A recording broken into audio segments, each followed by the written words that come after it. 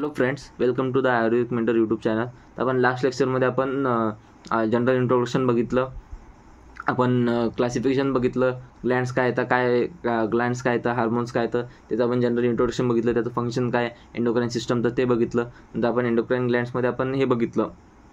आपण त्याचं क्लासिफिकेशन बघितलं ॲक्शनच्या बेसिसवर, याच्या बेसिसवर, काय म्हणतात केमिकल नेचरच्या बेसिसवर, त्याच्या ॲक्टिंग करण्याच्या प्रोसेसवर, की कशा थ्रू ॲक्ट करते, एक्स्ट्रा सेल्युलर करत येतं की म्हणजे एक्सटर्नली करत आहे, सरफेसवरून करते का सेलच्या आतमध्ये जाऊन ॲक्शन करत येतं, त्याच्या हिशोबावर त्याचे क्लासिफिकेशन बघितले. नंतर आपण हायपोथॅलॅमसबद्दल माहिती घेतली, त्याचे फंक्शन वगैरे बघितले, ते कोणते हार्मोन सिक्रेट करते ते बघितलं. नंतर आपण पिट्युटरी ग्लँड बघितलं, पिट्युटरी ग्लँडच्या सिक्रेशन बघितल्यानंतर आपण पिनेल ग्लँड बघितलं. आता आपण नेक्स्ट टॉपिक घेणार आहोत आपण. आता हा थोडं फास्ट राहील, त्याच्यामध्ये मी सर्व कंप्लीट करायचं सर्व कंप्लीट करणार होतो. थोडं मेंटली प्रिपेअर्ड राहा.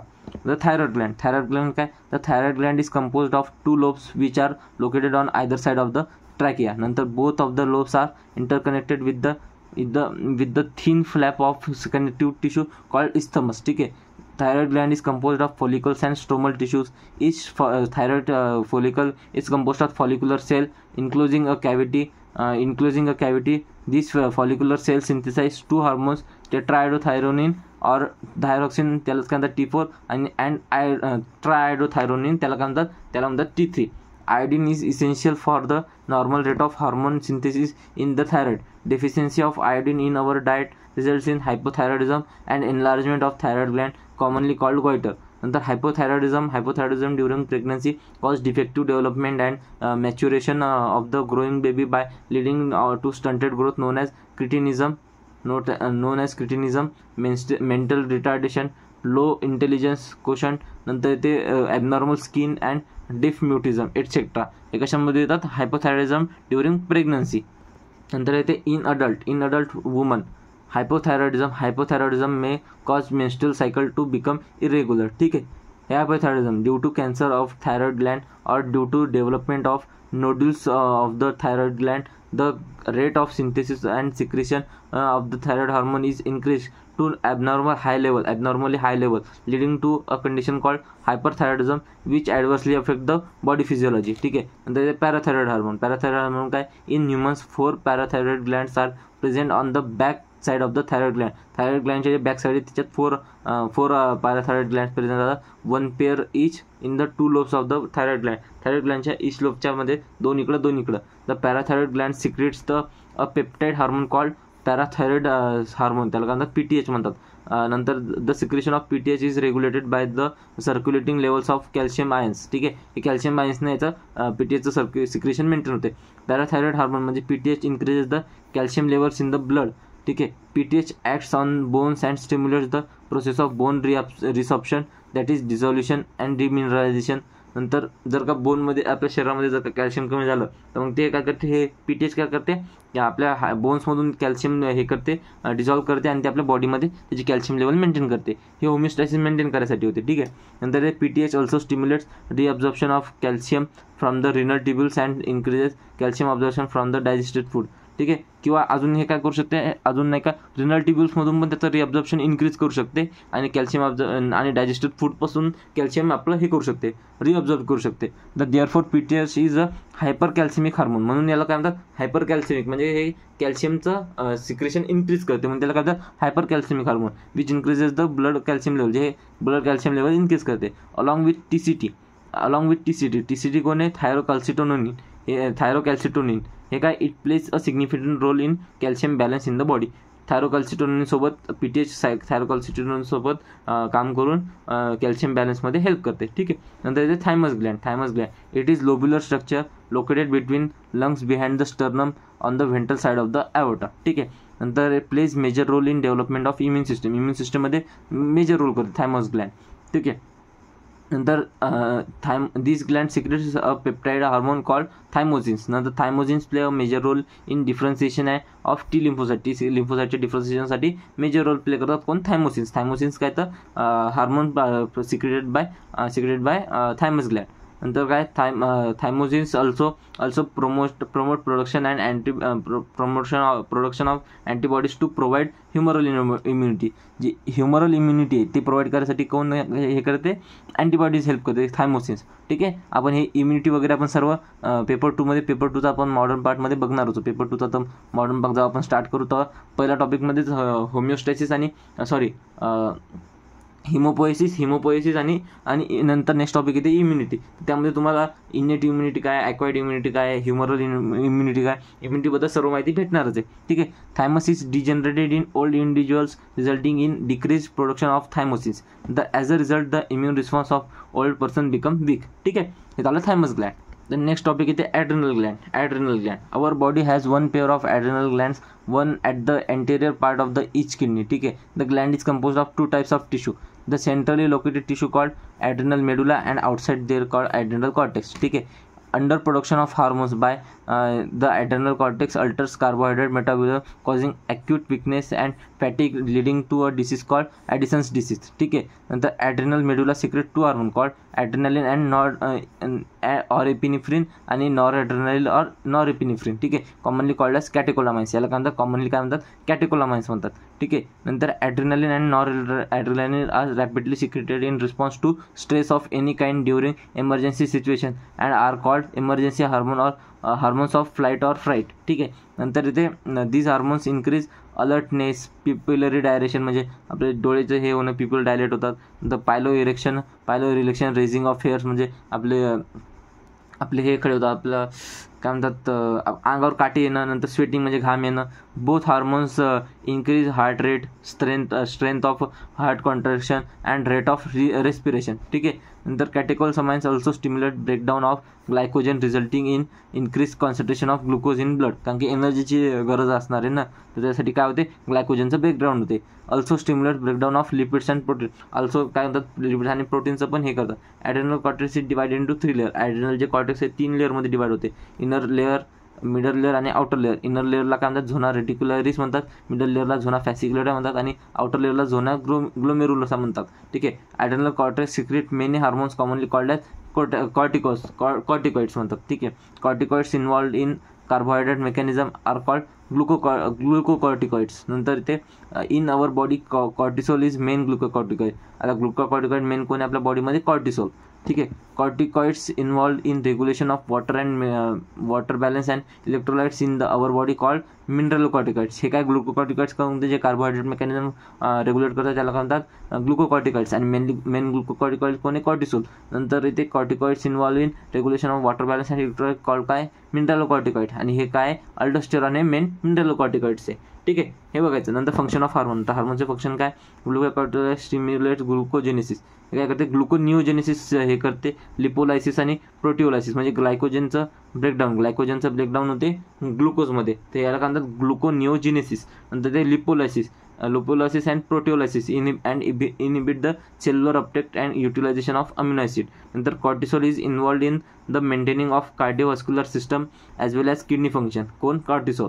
नंतर इथे ग्लुकोकॉर्टिकॉइड्स मेनली कोण, cortisol mainly produce anti inflammatory reactions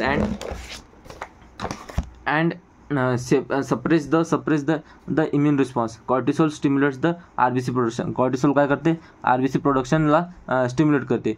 Aldosterone acts mainly at the renal tubules and stimulates the reabsorption of sodium and water and excretion of potassium and phosphate ions. नंतर aldosterone helps in maintenance of electrolyte, body fluid volume, osmotic pressure and blood pressure. Small amounts of androgenic steroids are also secreted by the adrenal cortex which play a role in the growth of axial hair, pubic hair आणि facial growth in puberty. ठीक आहे. नंतर ते next येते pancreas. The pancreas काय, pancreas is a composite gland which act as both exocrine and endocrine gland.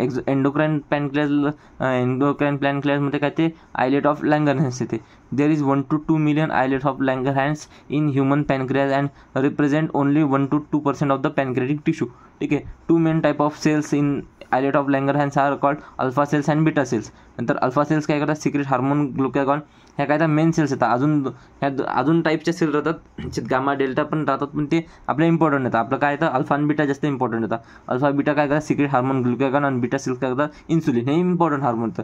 Glucagon is peptide hormone. कोणता peptide hormone play important role in maintaining the normal blood sugar level. ते normal blood sugar level ते maintain करण्यासाठी help करतात. कोण, glucagon. Glucagon mainly acts on liver cell, हिपॅटोसाइटवर act करते, stimulates the glucogenesis, आधी काय ग्लुकोजिनोलायसिस, ठीक आहे, sorry glycogenolysis resulting in and increase blood sugar and hyper glycaemia, ठीक आहे. Also stimulate process of gluconeogenesis which also causes hyperglycaemia, ठीक आहे.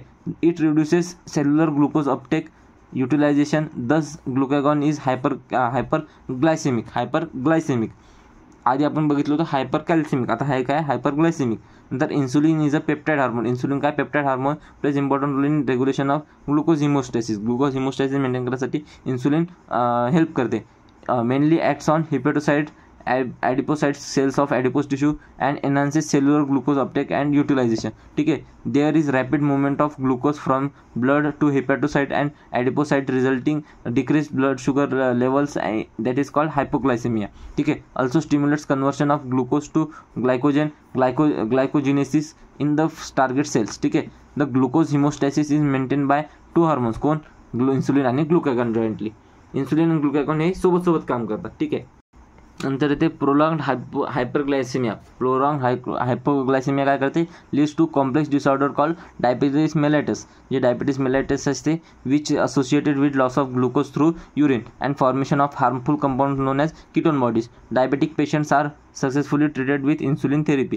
हे काय करतात, इन्सुलिननं सक्सेसफुली ट्रीटमेंट होतात. नंतर येते टेस्टिस काय, नेक्स्ट हार्मोन आहे आपला टेस्टिस, नेक्स्ट ग्लँड आहे आपली testis. A pair of testis present in the scrotal sac outside the abdomen of the male individual. Testis performs dual function. Primary function काय, is a sex organ and as well as endocrine gland, आणि endocrine gland पण काम करते, ठीक आहे. Testis is composed of काय होते, seminiferous tubule, stromal और interstitial tissue. The Leydig cells or interstitial cells which are present in the intertubercular space produce group of hormones called androgens. Mainly कोण आहे, मेनली टेस्टोस्टेरॉन आहे, ठीक आहे. नंतर androgen regulates the development maturation and functions of male accessory sex organ like epididymis, vas deferens, seminal vesicles, prostate gland, urethra etcetera. This hormone stimulates muscular growth of facial and axillary hair, aggressiveness, low pitch of voice, etc. हे कोण करते, हे hormone maintain करते, म्हणजे testosterone maintain करते. कशामध्ये, male इंडिव्हिज्युअलमध्ये. This hormone stimulate हे सर्व, ठीक आहे. The plays major stimulatory role in the process of स्पर्मॅटोजेनेसिसमध्ये इम्पॉर्टंट रोल आहे in the formation of spermatozoa. Act on central neural system, influence the male sexual behaviour, याला काय लिबिडो म्हणतात. नंतर दिस हार्मोन्स प्रोड्यूस ॲनाबॉलिक म्हणजे काय, synthetic effect on the protein and carbohydrate metabolism, ठीक आहे. नंतर येते ovary. Females have a pair of ovaries located in the abdomen, ठीक आहे. नंतर ovary is the primary sex organ in females which produces 1 ovum during each menstrual cycle. Ovary also produces two groups of steroid hormone called estrogen and progesterone, ठीक आहे. Ovary is composed of ovarian follicles and stromal tissues. Estrogen is synthesized and secreted mainly by the growing ovarian follicles, ठीक आहे. नंतर इथे after ovulation rupture follicle is converted into to a structure called corpus luteum which secrete progesterone. corpus luteum काय करते, progesterone secrete करते, ठीक आहे. Estrogen produces wide-ranging actions such as stimulation of growth and activities of female secondary sex organ, development of growing ovarian follicles, appearance of female secondary sex characters, that is high pitch of voice, etc. The mammary gland development. नंतर estrogen also regulate female sexual behavior. नंतर काय, progesterone supports pregnancy, also act on mammary glands and stimulates the formation of alveoli, sac-like structure which store milk and milk secretion. कोण करते, progesterone, ठीक आहे. नंतर milk एजेक्शन कोण करते, मिल्क एजेक्शन व्हॅसोप्रेसिन करते, ठीक आहे. ऑक्सिटोसिन आणि ऑक्सिटोसिन करते, व्हॅसोप्रेसिन नाही, ऑक्सिटोसिन करते. युटेराइन कॉन्ट्रॅक्शन आणि मिल्क इजेक्शन, तर हे कन्फ्यूज नाही व्हायचं. हे काय, milk formation, milk ejection difference आहे. फॉर्मेशन कोण करते, प्रोजेस्टेरॉन, आणि इजेक्शन कोण करते, ऑक्सिटोसिन. तर लक्षात ठेवायचं. Hormones of heart, kidney and gastrointestinal tract. आता हे जे हार्मोन, आता आपण जेपर्यंत टॉपिक बघितले हे काय, ते ग्लँड्स येतात, पण असे काही काही जे हॉर्मोन्स नाहीत पण ते पण ॲक्ट करतात ॲज अ, म्हणजे काय करतात ते ग्लँड्स नाही तर पण काय करतात त्याचे काही टिश्यू नाही का ॲक्ट करतात ग्लँडसारखं हॉर्मोन. तर त्याला काय म्हणतात हार्मोन्स ऑफ हार्ट, किडनी आणि गॅस्ट्रोइंटेस्टायनल ट्रॅक हे थोडेसे हार्मोन सिक्रेट करतात. त्याच्याबद्दल माहिती घेणं इम्पॉर्टंट हार्मोन येतं. ॲट्रियल वॉल ऑफ हार्ट काय सिक्रेट करते, very important peptide hormone called atrial natriuretic factor, याला म्हणतात ANF ॲट्रियल नायट्रोरेटिव्ह फॅक्टर. हे काय करते, डिक्रीज ब्लड प्रेशर. हे काय करते, ब्लड प्रेशर डिक्रीज करायचं. जेव्हा ब्लड प्रेशर इन्क्रीज होते तेव्हा NF काय करते, secreted and cause dilation of blood व्हेसलला डायलेट करते. हे काय व्हॅझोडायलेटर आहे आणि रिड्यूस काय करते BC ब्लड प्रेशर रिड्यूस करायचं काम करते. Hormones of kidney, juxta glomerular cells of the kidney produces काय करतात, peptide hormone called erythropoietin which stimulates erythropoiesis formation of RBC. नंतर इथे हार्मोन्स ऑफ GIT मध्ये काय ते endocrinal cells present in different parts of GIT secretes 4 major peptide hormone called gastrin, secretin, cholecystokinin, याकडनं CCK आणि gastric inhibitory peptide म्हणजे GIP. Gastrin काय करते, acts on gastric glands and stimulate secretion of hydrochloric acid HCl आणि pepsinogen. मग HCl काय करते, पेप्सिनोजनला पेप्सिनमध्ये convert करते, मग ते त्याचं काम करते. ते आपण ऑलरेडी डायजेस्टिव्ह सिस्टममध्ये आता आपण जे फिजिओलॉजी बघितली GITची त्याच्यामध्ये आपण बघितलेलं आहे ते. नंतर ते सिक्रेटिन काय, ॲक्ट्स ऑन एक्झोक्राइन पॅनक्रियाजवर ॲक्ट करते and stimulate secretion of water and bicarbonate. जे एक्झोक्राइन पार्ट आहे ना ते सर्व काय एन्झाईम सिक्रेट करतात आणि सर्व एन्झाईम्स आपण बघितलेले आहेत. ठीक आहे. And bicarbonate. CCK काय, cholecystokinin, acts on both pancreas and gall bladder and stimulates the secretion of pancreatic enzyme आणि बाईल ज्यूस. GIP काय, inhibits gastric secretion and motility. नंतर ते several other non endocrine tissues secrete hormones called growth factor. These factors are essential for the normal growth of tissue and their repairing and regeneration. तर इथं आपण topic end केला आपला. Next topic end केला आपण हे काय, आपण सर्व ग्लँड्स बघितल्या, एंडोक्राइनॉलॉजीचे सर्व ग्लँड्स बघितल्या.